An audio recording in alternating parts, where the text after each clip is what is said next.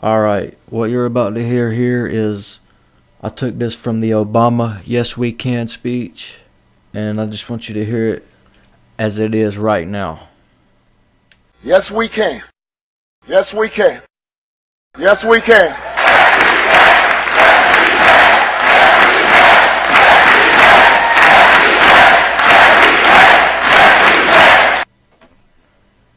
So now you've heard that. Now try to wrap your head around what he is saying here with it reversed. Heck you say. Heck you say. Heck you say.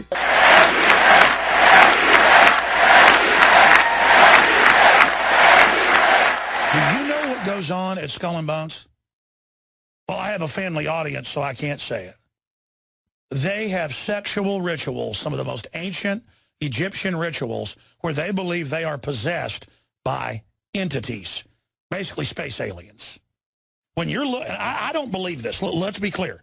When you look at John Kerry, though, and his tomb mate, George W. Bush, and the rest of them, these are people that had gay sex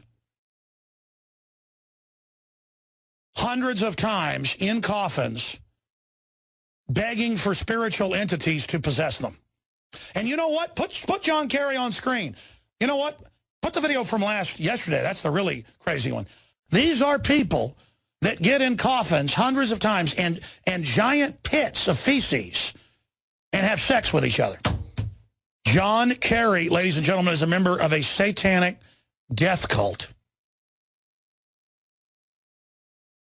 Okay, now Obama gave a speech in 2008 in Denver, and before he got started, he said, let me express, before he started his speech. There's a clue to that, why he said that twice. Let me express.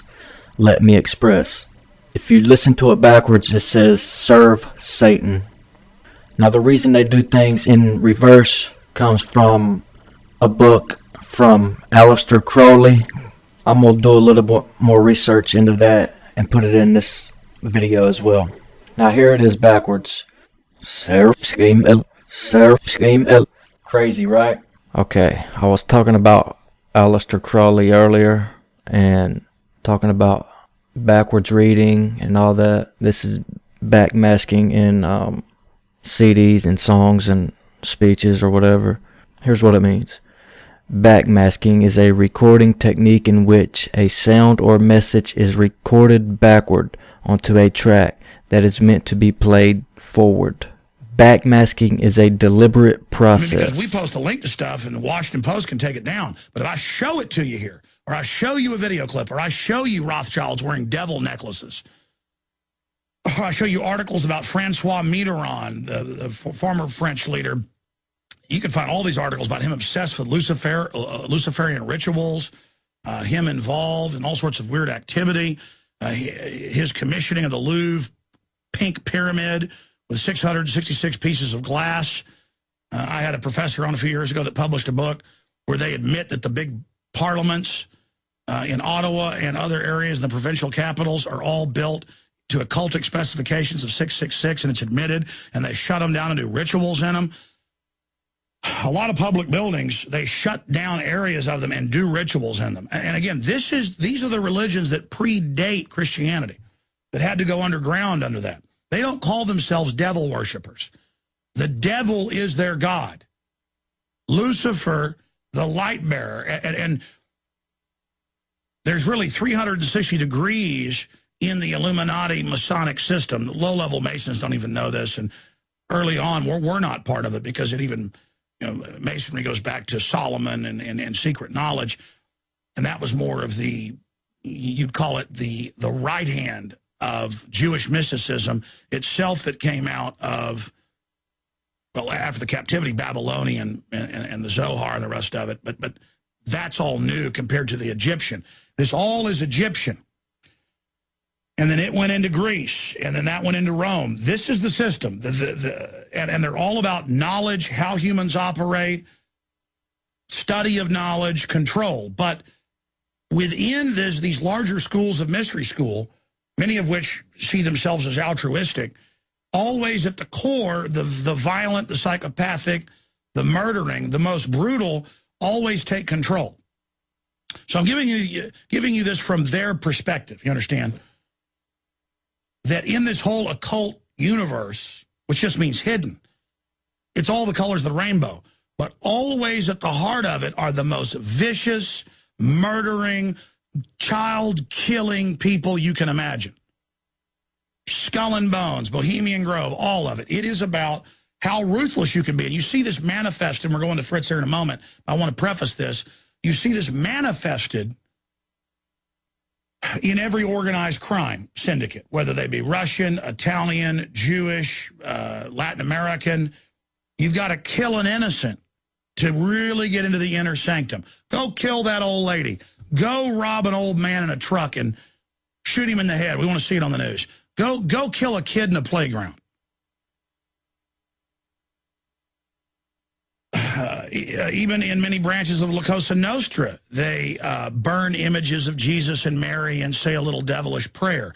It's like showing that you'll really get into something wicked. And you go to Bohemian Grove, it's just a gateway to the pedophile stuff that they do off-site from my research. It's like, okay, be part of this or we don't trust you. So it's basically rolling around in the cess is how you become part of the club. And they constantly, in different European countries, you can just type it up, government officials caught in pedophile scandal, government officials caught in occult scandal. Just start page search engine these terms. Use a search engine, search them. Rothschilds, the occult. Tony Blair, the occult. Hillary Clinton, the occult. Tony Blair, spirit of the light. It's in the London Guardian, other articles. He flops around on the ground every morning and is possessed by it. I mean, you can't make this up. Francois Mitterrand running around doing Luciferian rituals. Ronald Reagan obsessed with his astrologer, which is just an offshoot of all this, and what color tie he wore and when he spoke to the minute according to it. This is what goes on.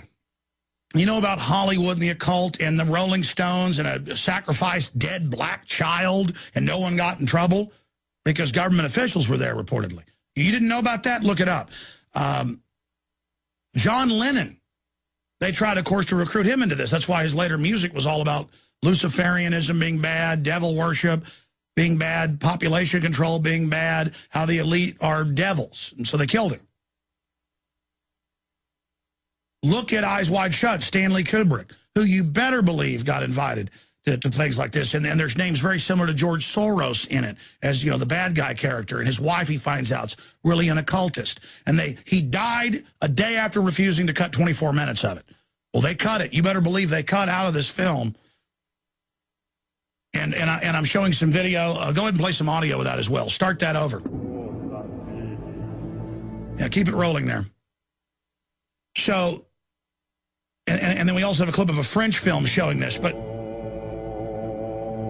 I want to, again, explain, they don't see themselves as devil worshipers. And what they do is they finally get populations to accept public sacrifice. The Romans would sacrifice people at a funeral. And then that became a stylized fight between the slaves. Then it became gladiators. The Greeks actually engaged in human sacrifice. They sacrificed their children. They threw them off cliffs. Here's a clip from La Vampire, New Redemption. And they have, you know, the lady commit suicide under mind control. That's part of one of their rituals. They all put their little mask on now. And again, this is how the system throws it in your face. We have photos of top Rothschild family members wearing Baphomet necklaces at sporting events. I mean, old women with giant chains around their neck and in a $5,000 gown with Baphomet. I mean, this is what they're into because it's all about, you're animals, we're going to eat you. See, they don't just kill us, they embrace it.